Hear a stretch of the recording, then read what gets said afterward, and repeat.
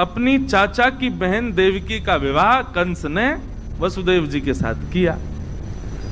और जैसे ही विवाह हुआ, विवाह करके इतना उसको प्रेम बढ़ा, अपने आप ही विदा करने जा रहा था, तभी आकाशवाणी हो गई, देवताओं ने कह दिया, बोले कि जिस बहन को तुम विदा करने जा रहे हो इसी का 8वां गर्भ तुम्हारा काल होगा कंस।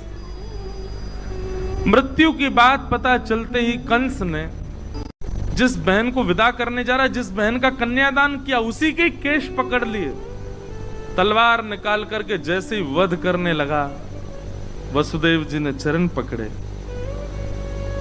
इससे तुम्हारा काल नहीं है, इसके पुत्रों से काल है। मैं वचन देता हूं जितने बालक होंगे सब तुमको दूंगा, तुम चाहो तो हमको बंदी बना लो, हम कहीं नहीं जाएंगे।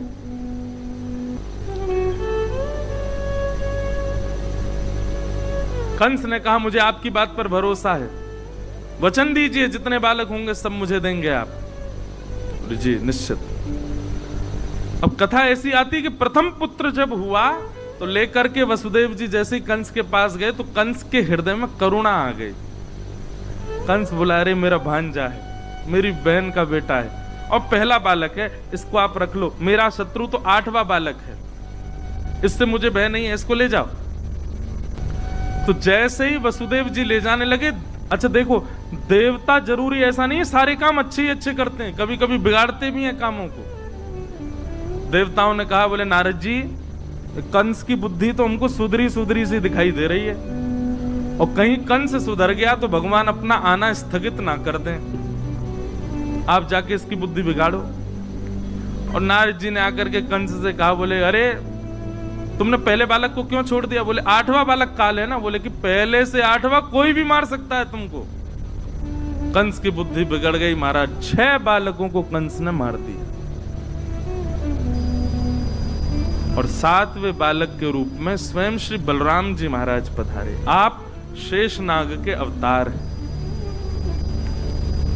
आपका आगमन जैसे ही हुआ, भगवान ने योग माया, जिन्हें हम देवी, भद्रकाली आदि आदि रूपों से नाम जानते हैं, इनको ही माया कहते हैं, योग माया। योग माया को भगवान ने आज्ञा की कि हमारे मां के गर्भ में जो 7वां बालक है ये शेषनाग हैं, इनको स्थान स्थिरित करो। और 7वां बालक जो है कुछ माह देवकी मैया के गर्भ में रहने के बाद रोहिणी मैया के गर्भ में स्थगित हो गया।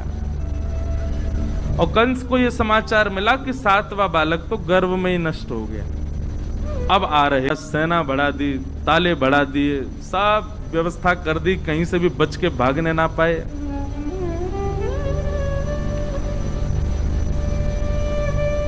जिस दिन से ठाकुर जी गर्भ में आए, देवकी मैया इतनी सुंदर लगती हैं, इतनी प्यारी लगती हैं, भागवत में वर्णन है।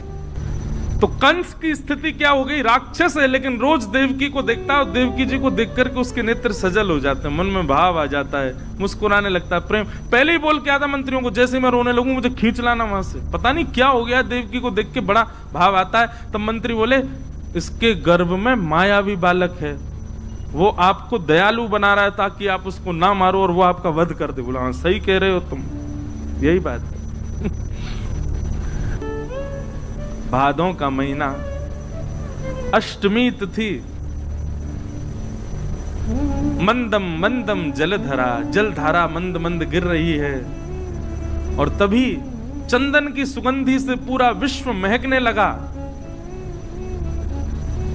कंस के कारागृह में, मथुरा में, देवकी मैया और वसुदेव जी हाथ जोड़ करके भगवान की प्रार्थना कर रहे हैं। और तभी देवकी मैया के गर्भ से एक दिव्य तेज प्रकट हुआ, अद्भुत तेज प्रकट हुआ। और उस तेज पुंज के विश्राम होते ही शंख चक्र गदा पद्मधारी श्रीमन नारायण श्री बाल कृष्ण प्रभु प्रकट हो गए। ठाकुर जी छोटे से बालक ही हैं लेकिन अद्भुत बालक हैं। बोले भैया अद्भुत बालक कैसे हो गया? बोले क्योंकि ठाकुर जी की 2 भुजाएं नहीं थी जब प्रकट हुए, 4 भुजा वाले ठाकुर जी प्रकट हुए।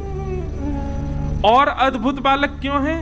बोले 4 भुजाएं भी खाली नहीं है, शंख चक्र गदा पद्म गर्भ से ही लेकर के ठाकुर जी प्रकट हुए हैं। बिल्कुल भी बड़े ठाकुर जी के स्वरूप का चिंतन मत करना, छोटे से लाल जी ही चतुर्भुज रूप में हैं। शंख चक्र गदा पद्म हाथ में धारण किया है।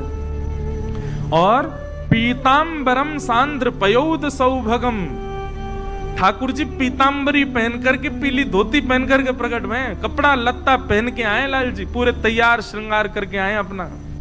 और गल सौभ कौस्तुभम, गले में कौस्तुभ मणि पहन रखी है, और छोटे से ही नन्हे से गोपाल जी हैं, कोई बड़े रूप में प्रकट नहीं हुए। बोल बाल कृष्ण लाल की। दर्शन हुए सबको। कभी कभी मन होता है नेक्स्ट से गोपाल जी उन्हीं की 4 भुजा हूं, यो पेट निकल रहा नेक्स्ट से बाहर, गदमदरा से हाथ गोल मटोल लाल जी, 4 भुजा, गदमदरा से पाम, गोल गोल गाल, और 4 भुजा वाले 2 दतुइयां निकल रही हैं। वैसे तो जन्म लिए दांत नहीं थे ठाकुर जी के, होते तो वर्णन आता कि दांत थे, पोपले ही भये लाल जी। ठाकुर जी को प्रकट प्रादुर्भाव हुआ। आहा, छवि देख करके निहाल हो गए देवकी और वसुदेव। वसुदेव देवकी दोनों ने चरणों में प्रणाम किया। ठाकुर जी बोले मैया देख लो, आपने प्रार्थना की, हम आ गए। आपने पूर्व जन्म में प्रार्थना की, ब्रह्मा जी से प्रार्थना की, हम आ गए। देवकी मैया बोली हमने तो कहा था कि आप पुत्र बन के आओ, आप तो पिताजी बन के आए हो। शंख चक्र गदा पद्म में लेके कौन आता है? कपड़ा पहन के आए हो गर्व से हैं, और कौस्तुभ मणि लटका के आए, मतलब यहां भी श्रृंगार करके प्रकट भये। बोले मैया हम तो शंख चक्र गदा पद्म इसलिए लेके आए, एक मामा कंस जन्म लेते ही मार देता है, इसका वध कर देंगे। देवकी मैया बोली वध तो ठाकुर जी आप चाहो तो कंस का जन्म ही ना हो, वध तो बहुत दूर की बात है, ये सब आपकी लीला है। कृपा करके एक मां को जो सुख होता है बालक को जन्म देने में, वो सुख मुझे प्रदान करो। मेरे 7 बालकों को कंस ने मार दिया, 6 बालक मार दिए, 7वें का जन्म ही नहीं हुआ। मैं यह सौभाग्य प्राप्ति नहीं कर पाई कि अपने बालकों को अपना पयोधर पान करा सकूं। कृपा करके आप परब्रह्म मेरे यहां पुत्र बन के आए हो, छोटे से बालक बन जाओ, मुझे अनुभव करा दीजिए ना कि हाँ सच में आप बालक बन के आए हैं, मेरा पयोधर पान कर रहे हैं। ठाकुर जी बोले मैया 2 भुजा अंतर ध्यान कर देंगे, लत्ता कपड़ा सब उतार देंगे, बालक बन जाएंगे, लेकिन फिर याद रहे लीला करने के लिए फिर हमको समय चाहिए। 11 वर्ष 56 दिन के लिए हमको ब्रज भेजना, लीला करके बढ़िया माखन मिश्री खा के गोप ग्वालों के संग आनंद करके फिर आएंगे। 11 वर्ष का प्रतीक्षा करनी पड़ेगी, तब आकर के हम महाराज कंस को वध करेंगे। मंजूर हो तो बताओ। तो मैया ने दूसरा भाव अपनाया, बोले क्षण भर का संयोग मिले, उसके बाद भले ही 11 वर्ष का वियोग मिले, कोई दिक्कत नहीं, आप गोद में आओ। ठाकुर जी ने अपनी 2 भुजा अंतर ध्यान कर ली, कौस्तुभ मणि अंतर ध्यान कर ली, और बताएं आज हरि देखे नंगम नंगा, सब वस्त्र उतार करके देखो खुद ही लेट गए, और लेट करके दोनों भुजा और हाथ उठा के रोने लगे। बन गए बालक। देव की मैया ने अब जन्म लेने से, जन्म लेकर के और अब तक का जो बीच का जितना भी भाव था, ठाकुर जी ने अपनी माया से सब अंतर ध्यान कर दिया। मैया को याद ही नहीं है, मैया को लगा अभी अभी बालक प्रकट हुआ है। तुरंत अपनी गोद में लेकर के अपने पयोधर का पान कराया, बहुत रुदन किया देव की मैया ने।